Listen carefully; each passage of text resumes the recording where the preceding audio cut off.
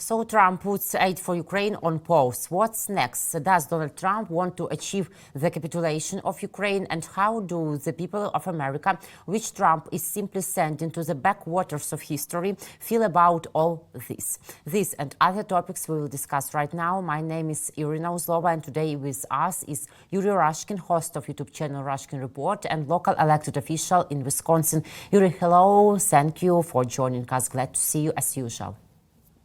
Thank you for the invite. And I would like to begin, Irina, by saying, first of all, and convey my deep sorrow, if not really outward shame, for the fact that my president, my government, my country is acting in this unacceptable way.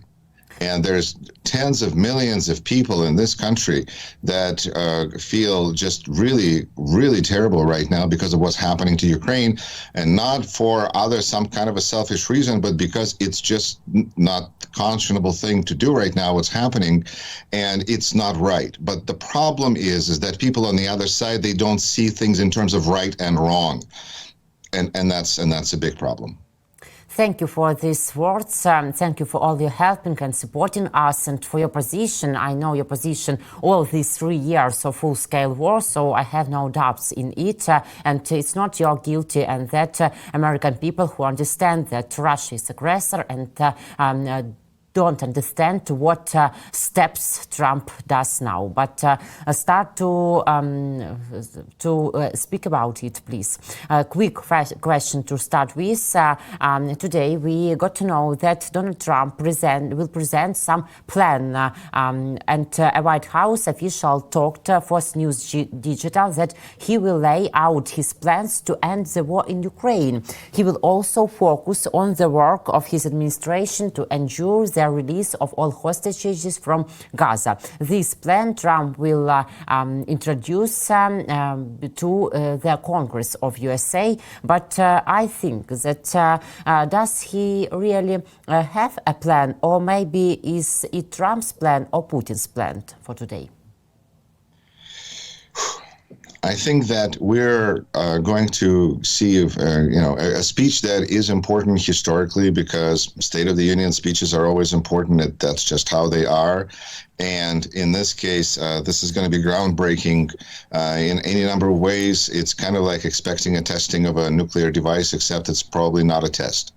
It's a State of the Union speech. And remember last year, that was Biden's shining moment, because at that moment, he really gave that fiery speech that really told everyone that there is no reason for anybody to run against Joe Biden, because he got this nomination wrapped up, he got this presidency wrapped up, and here we are living in a second cadence, second term of President Biden. No, it's kind of funny how things tend to work out sometimes. And now we have a president who didn't just run against Biden because Democrats and Republicans, but because apparently he was running against Biden because Biden is for democracy and Trump is for Putin. Mm-hmm. And I think there was a certain problem because American voters did not quite understand the difference. They thought that those that voted for Trump, I think judging by Russia's and Putin's popularity, which are dismally small, that is not what Trump was running on as far as his base was concerned. They were expecting to get rid of gender norms that they felt to be oppressive, and they wanted to lower prices on groceries, and they wanted life to continue as it was, because Biden made it pretty darn good, his administration. And no, we got a total reversal, to the point that now more and more Americans, and those that consider themselves to be sensible people, think that maybe there's a kind of a strong connection between Donald Trump and Vladimir Putin. It just really, all signs point in that one direction. It's amazing to me to see how people are coming to this realization. Moreover, I feel like it may be even a possible solution to the cult of personality that has developed around Donald Trump, that is like kind of just excuses everything he does. It's incredible. I think people in the future are going to look at this situation and just try to understand how people could follow Donald Trump, and it's a powerful effect. But it's we're what to do. What to do, and but a lot of people understand that Donald Trump is wrong. Really. Yes, thank you. You're going to have to cut this. But this is an important key to the solution of the cult of personality. People follow him and don't understand why. But when people, at some point, what happens is people start to wonder, based on a variety of clues, that perhaps Donald Trump works with Vladimir Putin. And that seems to be a very helpful bridge to get people out of that cult of personality. So I think for those people that are stuck with somebody who feels, that they're in a cult of Trump, then I think speaking to them about the connection between Trump and Putin is direct and powerful, because Russia is not popular and Putin is not popular. And so I think that is a very important opening there for people. Should we be able to really, should it not be too late to exploit that important distinction? Because we spoke about the fact that Donald Trump had strong connections with Russia after the first time he won his presidency. We talked about it, then there were other problems, and we kind of forgot about it.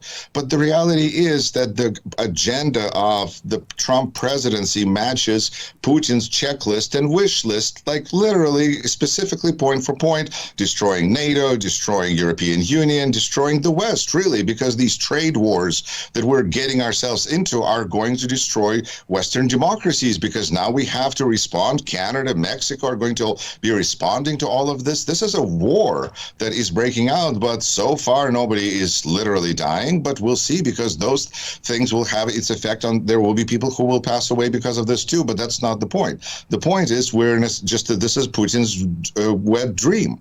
And I think that this understanding really scares people when they think about what Trump will offer next. Because he already, I had this feeling like on January 20th, we were going to have kind of a clock strikes midnight and Cinderella's ball at the Princess Palace is over, and all the planes that are flying to Ukraine are going to fly back, because that's who Donald Trump is. That's what his priorities have always been. That's what he advertised, not a penny for Ukraine.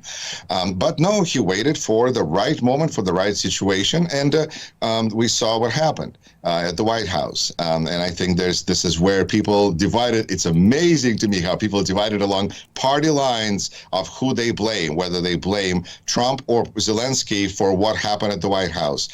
Whatever. I think that in the end, you have to remember the takeaway from that meeting is how Trump was speaking about how difficult Russiagate was for Putin and how Trump helped Putin get through this. They got through this together. He made sure to highlight that. I think that is the key takeaway. So what plans is he going to offer? Donald Trump wants to bring factories back. He wants to make America great again like it was in 19th century. Nobody seems to remember that time period. But I think it's important to acknowledge that women and minorities are playing a key role in 21st century America that they did not play in the 19th century America. And that's going to be the big challenge and the big hope for us going forward, is that women and minorities, which have gained a lot of rights since middle of the late 19th century, are going to help our society to move forward after this, let's consider temporary madness passes.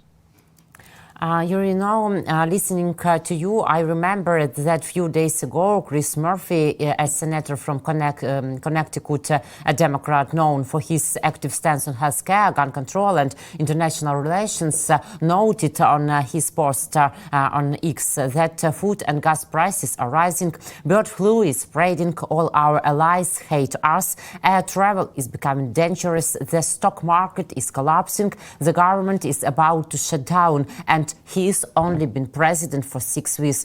This is just the beginning. So because of Donald Trump, not only we, you too, feel ourselves and yourself like not in fairy tale, but like in horror, correct? Correct. I think that when it was, during first term of Trump presidency, there was a comedian, is still a comedian, but there was a joke made that Trump in power is like a horse in a hospital. And now, listening to the list of what you're describing, that is all true, for including the less safe air travel, the less safety people feel about this, certainly feel less safety about air travel, and stock market and allies, and on and on and on. I feel like horse in a hospital would be an improvement. I feel very much concerned about the situation, and I feel that when at the same time we are picking on people that are defending democracy, like Zelensky, and say that he's not wearing the right suit to appear in the White House, and at the same time we have somebody like Elon Musk, who certainly does not look to show much respect for the office of presidency, whether in his suit or with a, I mean, there's other people who have children in that room, but they don't never bring their kids to work. Why? Because Elon Musk is special, of course. He wants to highlight that he's special. Very special. Very special. unusual, yes, with his dream. He's precious. He's precious. But it's just not acceptable. And I think that my humble way of showing just support, I mean, I wear plenty of suits, I wear plenty of ties, and I feel great about that. But you know what? You got to have a sense of decency. And if you don't have a sense of decency, then I'm just going to have to show a picture and see if that gets a message across. Yuri, let's discuss in details that pause of supporting Ukraine. We saw that CNN reported that US has suspended military aid to Ukraine to get Zelensky to admit guilt for the conflict in the White House. That's like Trump's response, like in childhood, you know, it seems to me. According to one of the agency's interlocutors, the decision to stop aid, which was made late on Monday, is a strategy to pressure Ukraine. In essence, the US president is forcing Ukraine to the negotiating table by threatening more losses on the battlefield, one of the officials told the agency. Earlier, we got to know that the Wall Street Journal reported that all of Trump's advisors agreed with the decision to suspend aid to Ukraine without voicing clear conditions for its resumption. The decision was made by Donald Trump personally. He entrusted the execution of the order to the new Minister of Defense, Pat Coxet. Zelensky beat the hand that feeds his ego. It seems that he is not yet ready to negotiate, says the press secretary of the White House, Caroline Leavitt. Let's listen to her. What goal does Donald Trump want to achieve by stopping aid to us? Do you see this as forcing us to capitulate, or it's only a part of his blackmail policy, and maybe someday the Cinderella will be free again? I think there's only so much bad policy that can take place before reasonable suspicion is that perhaps it's just part of a different policy agenda, that perhaps the approach is not to help Ukraine at all, perhaps. And I think that whether we're discussing whether Zelensky fractured a fragile ego of the American president, and that was a big mistake on his part, or whether he revealed to the world that which had to be seen and he made it obvious, like the little boy who cried, the king is naked, the emperor has no clothes. That's a little bit of what we experienced. And if the boy goes back to the emperor to apologize, I think it should be done with the understanding that both king is, the emperor is still naked and he's angry. And so I think that at least going there and approaching new relations with continuing relations with Donald Trump from the point of view of maybe we can persuade him is just seems like a false approach to take. However, if this is done with the understanding that Ukraine is in a desperate situation and president of a country in a desperate situation has to do desperate things and in desperate times call for desperate measures. I don't know how many times I said we're desperate now, but it's what it is. So it will be understandable. If it will be understandable to a lot of people, it will break a lot of hearts. But if Zelensky has to apologize, to resume to beg Trump for help so that Ukraine gets help, I think a lot of people will understand it, will not fault him for it. The problem is that it reveals also, well, not reveals, it's another a time where we see how Donald Trump operates. It's very similar to KGB in a sense that it's not by producing things, but by destroying things. And he lords power by, he hasn't provided new ammunition. He's really just using the stuff that Joe Biden was trying to give, but hasn't left country yet, essentially, to now hold that hostage. Last time he did that with Ukraine, it led to his first impeachment, because that's what he did with those javelins, where he said, we'll give it to you, but you got to do us a favor to Zelensky and find us some dirt on Joe and Hunter Biden. And then, you know, listen to Donald Trump, because he lists off those names like a Rolodex, you know, so whatever. So I think that if Zelensky takes the approach of that he has to do things for his country, then that's one approach, but at least with the understanding that this is goodbye. This is a process of divorce between the Trump administration and Zelensky, because Zelensky is a big problem for Trump. No, not really. I think Trump could could change his opinion about Zelensky very easily, very quickly. But I think that Putin is the one who has a problem with Zelensky. And that's just not for Trump to fix. Trump here kind of says, like, this is not me. This is between you and Volodya over there. So if he doesn't like you, you should just take it up with him. You should have agreed with him long time ago. You're in a bad situation. You have no cards. It's embarrassing a little bit, well, a lot. As an American, as a public speaking instructor, to watch somebody do this kind of, you know, really bad public speaking job, and on the other hand, very revealing.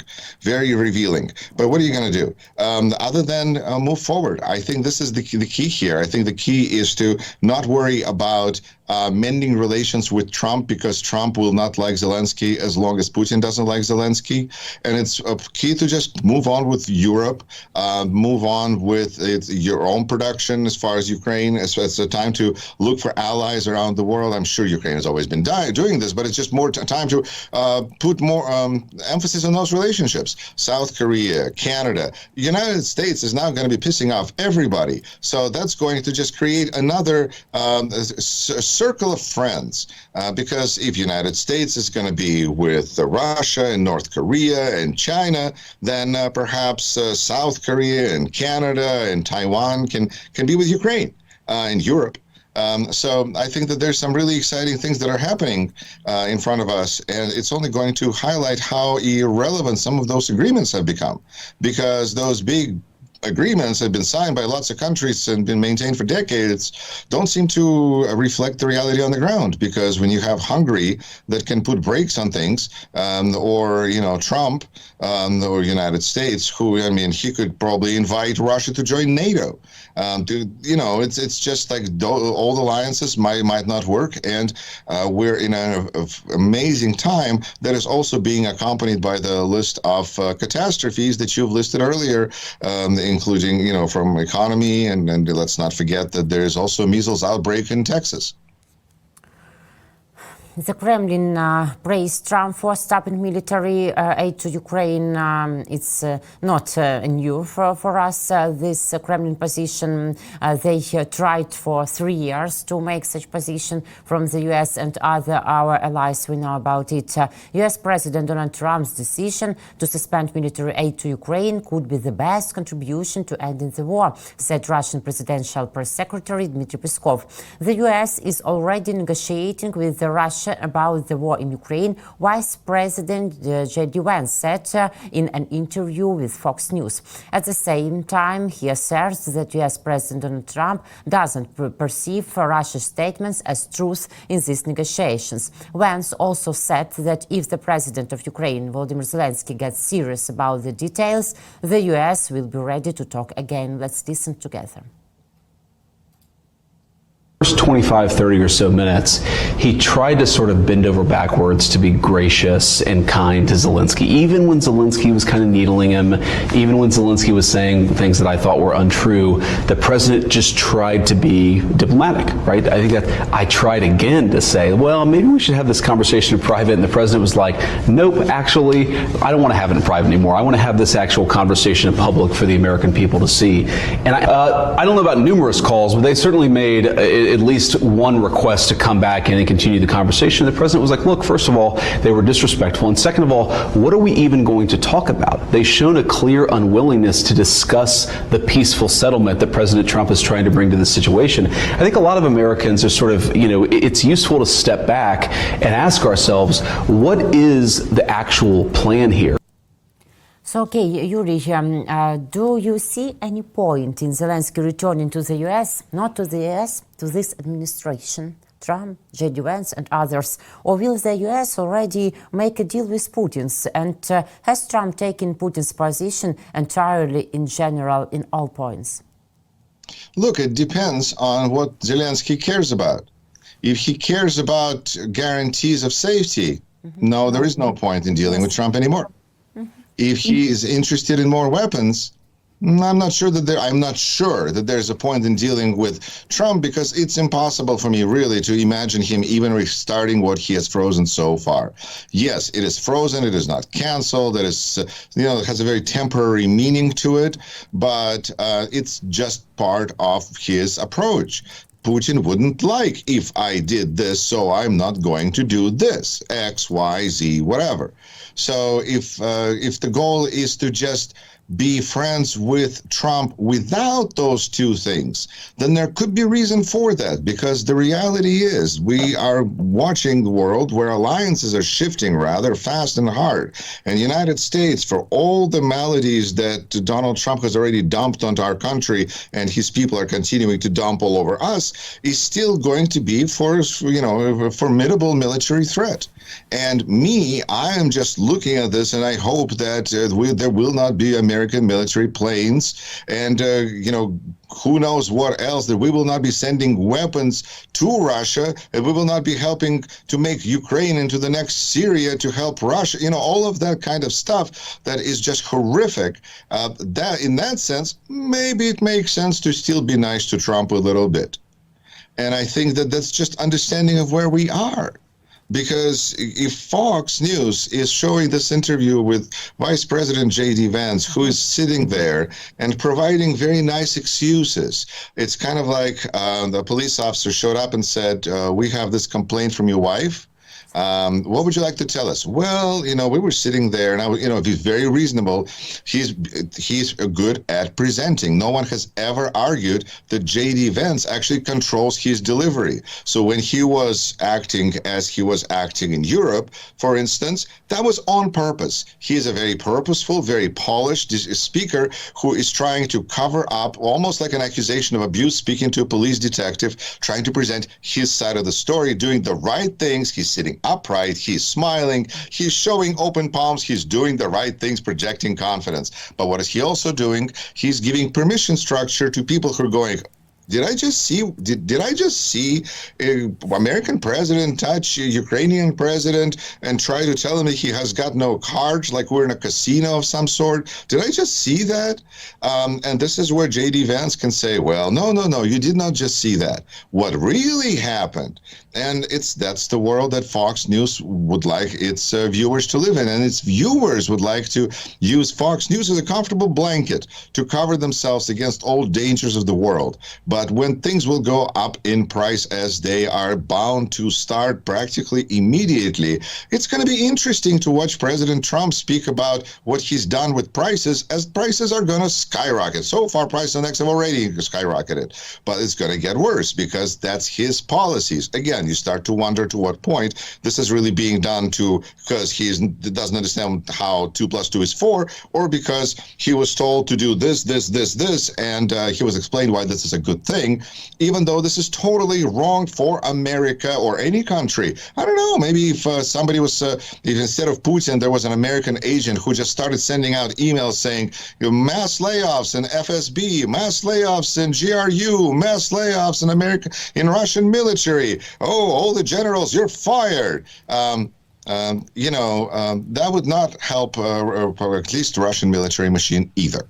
So I think the situation here is very clear that we live in two different realities, because if you're watching Fox News, then even commercials are sending you a message that President Trump is doing a great thing by securing our safety and our future by exchanging the precious minerals from Ukraine for what we have given them already. Therefore, this is a good thing for us and a good thing for whoever else. We don't care. It's already promoting, like there's messages on Fox News promoting Trump agenda and giving those that are maybe were doubting themselves the language they need to explain then to others why this is all good. In Russia, this moment was discussed as the battle between TV and refrigerator. Mm-hmm. And because like, who is going to beat? Is this reality of refrigerator going to win? Because Russian people at some point are going to realize that Putin's policies are destructive to their country, or TV is going to win because TV, well, TV tells you, or if you don't follow TV, there will be consequences. You know, like the Yakov Smirnov used to say, in Russia, TV watches you. So this is what, you know, so where we are. And in the battle here so far in America, historically, refrigerator has won. I mean, look at us. But I think that this is going to be a big challenge for all of us. And it's really, for those that follow Vitaly Portnikov and listen to his conversations about identity, this is the crux of it. This is where we are as America, as a country, where we have to decide what is our American identity. Is it Trump, or is it not Trump? And is it everything that was before Trump, except for Trump, or is it Trump? And that's a big, big conversation that Americans are having right now. A majority in a new survey disapprove of President Trump's job performance ahead of his scheduled address to Congress. In the CNN poll released Sunday and conducted in the final 5 days of last month, 52% of respondents said that they do not support the way Donald Trump is handling his job as president. 48% say they do support the president's performance. Pollsters also found 39% of respondents said the country would go toward a right direction through the policies being proposed by Donald Trump, while 45% disagreed. So we see that Americans don't assess Trump's policy as a wonderful, great, and such policy which can make America great again.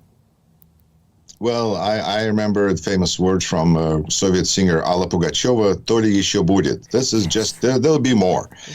I think this is just the beginning of the tremendous, amazing decline in popularity that, as far as consumer support, we'll see. Of course, this is already being experienced by Musk, Elon Musk and his Tesla, because that the stock keeps going down, down, down, because consumers are very unhappy. They're also specifically unhappy with Elon Musk because he's specifically promoting an agenda that is abhorrent to his customer base. So that there's additional problems there. And so his drop in popularity and Tesla sales are going down. But Elon Musk's solution could be that he just doesn't need small customer clients so much because he's an oligarch now. He can just have government buy his stuff. He can just provide Starlink for government and make money and everybody's happy. Yeah, except for Verizon. But the important number that I found in a survey was that something like 45% of people think that countries is doing great or moving in the right direction or something like that. And to me, that signifies that Trump's base is fundamentally happy. They're still thrilled. They still feel like, ooh, Trump is showing them, because they're maybe they shop at Costco, they shop at those warehouse stores where you buy groceries far in advance.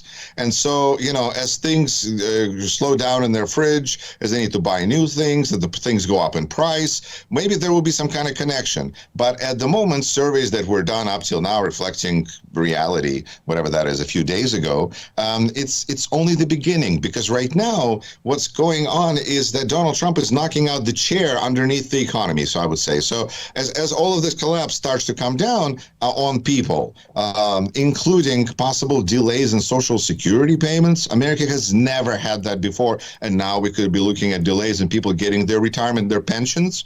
That could be delayed. We'll see. If this is a democracy, that means that voters have a voice. That means that Republicans will hear it, but they're already hear it. Right now, they just think that it's paid voices. Right now, they say, well, all those angry people at town halls, they're really just, paid protesters. I like Democrats' response. Leader Jeffrey said, we don't need to pay people. They're just angry at you. So that's what's going on in America. But in our another interviews on Russian-Ukrainian interests, you told me that big protests is not the best way to solve the problem and not best solution. But we see that in this case, in Donald Trump's behavior and his steps, sometimes maybe it will be one of the best way. Or what instruments can stop Trump from society, American clear society? I think American society is exercising all tools that it has and just trying to see what's going to work. We've counted on courts to help us stand against the destructive policies. The courts are struggling. It's just a lot of things. They're moving slowly through the system. It takes time.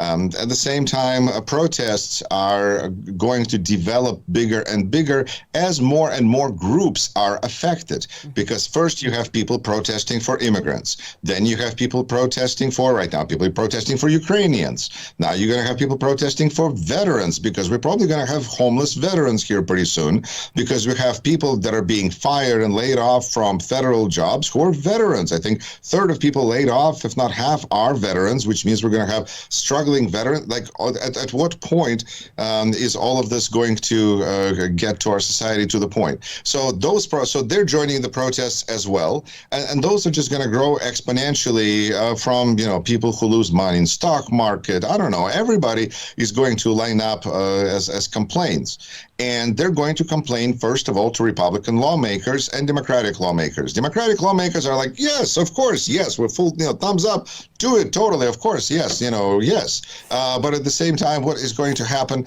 with Republican lawmakers? They need to have some other organ besides heart that would could help them through this difficult situation, because they look at personal threats, which is not easy, and they look at personal and professional loss of job, which is not easy. So they probably should just quit, I guess, I don't know, or become Democrats or something, because being Republican right now just doesn't seem like a really friendly place to be anymore. I mean, like they used to be, at least against Russia. I don't know, they're just now for Donald Trump. So people are using tools that they have. Elections, here in Wisconsin, we're going to have elections coming up first Tuesday in April, and we're going to have Judge Crawford, who's going to be running, and Elon Musk, she's running for Supreme Court. Elon Musk is spending millions of dollars right here in Wisconsin because he understands that's where you have to win every election to dominate the system, and the battle is local just as much as it is international. And so people are using every tool in our toolbox. We're using, I think speaking out is something that people are also rediscovering. People are seeing the value of the First Amendment, the importance of the First Amendment, that it's not just to protect crazy people from, being able to say crazy things, but this is just to allow people to speak out against our government, which is doing unconscionable things, such as stopping all aid to Ukraine. I think people are just absolutely incensed about this in the United States. And I think, and the fact that there's a growing number of Democrats who are, because Democrats are trying to figure out how to respond, right? Do you stand quietly by, or do you argue? And even at the State of the Union, you have some Democrats who are just not going to be there, and some Democrats that are going to bring with them guests who are people who are fired from federal jobs for no reason whatsoever. So because there's mass layoffs now because Elon Musk is running our government. He's like our prime minister, I guess, who decided that he doesn't like government, like he works for some other government. I don't know. So this is the situation. People are incensed, and I think it is really, I'm just curious. I'm so curious about what is going to happen when enough people understand the connection between Donald Trump and Vladimir Putin, and what's going to happen then. I don't know what organ and tools Tommy Tuberville, a Republican senator, uses regularly, but he told that ultimately the decisions for the future of Ukraine will be made by Putin, Trump, and the people on our side, like Tommy Tuberville told Newsmax. Let's listen together. Zelensky, for some reason, wants this war to keep going, and he has been I guess, brainwashed by the globalist socialist group in Europe, and even some over here, that, hey, just keep this thing going, we'll keep funneling money to you. But they couldn't be more wrong. President Trump is tired of people dying, our American taxpayer dollars going over there, and so he'll try to get this finished. But Zelensky's going to play hardball, but you know what? He's not even in the game. It's going to be Putin and President Trump and the people on our side that will end up making this decision for the future of Ukraine.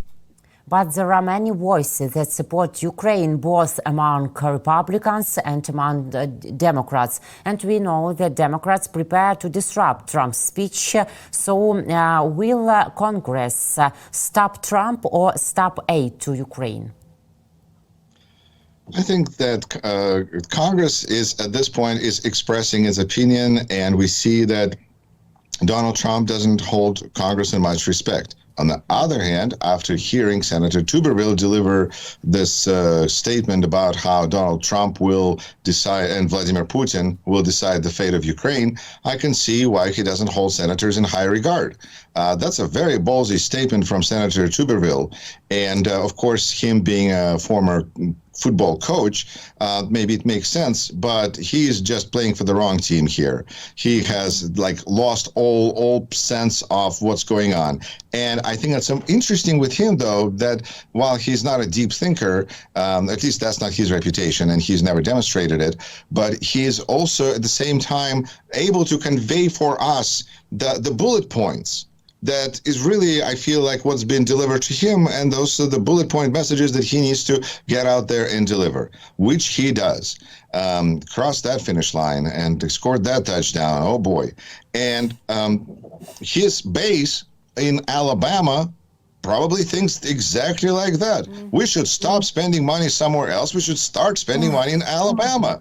Oh, wait, federal government's going to be cut. Alabama's not going to get any federal, bunch of federal services. What veterans? Oh, I'm sorry. So you see that there's going to be this crash of reality again, TV versus refrigerator, because Senator Tuberville can say all sorts of things about global socialist funding and this, it's a business venture, this Ukraine thing. It's just Zelensky's trying to make money, and Europe is making money, and poor American taxpayer is just funding this cabal of profiteering. It's interesting because look at who's in power in Washington, D.C. now. And if this doesn't once again smell of projection, which is such a powerful psychological phenomenon, it's just amazing to help see people's motives. So I think that to say that Trump and Putin are going to decide the fate of Ukraine really brings us to the very key point of our conversation here, and that is does Ukraine have its own agency? Is Ukraine in charge of Ukraine? Is Ukraine just a kind of a subsidiary of the United States and Europe? And if United States specifically is not participating, that means that I guess there is no Ukraine. If that is the situation that we're dealing with, then Donald Trump can sell and buy Ukraine because he owns it, because without him there is no Ukraine. But if without Donald Trump there is still Ukraine, then he's like selling hot air. And that really makes this whole thing, on one hand, very pointless. On the other hand, extremely painful, because so many people are dying in the meantime.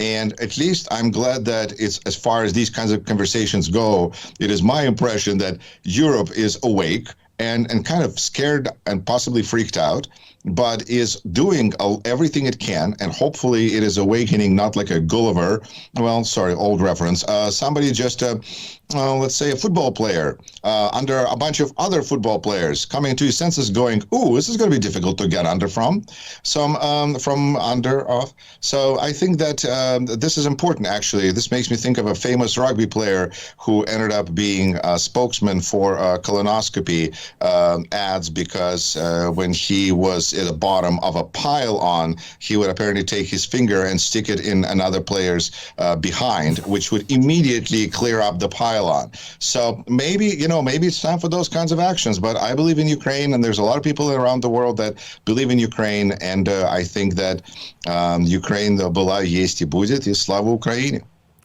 Героям нашим слава. Thank you very much, Yuri, for this conversation and for your position. See you next week. See you next week. Thank you. Yuri Rashkin, host of the YouTube channel Rashkin Report and local elected official in Wisconsin, was with us today. My name is Irina Uzlova. Please subscribe to our YouTube channels, War and Politics 24, Rashkin Report, and also Rashkin Report in English. Take care of yourself. Thank you so much.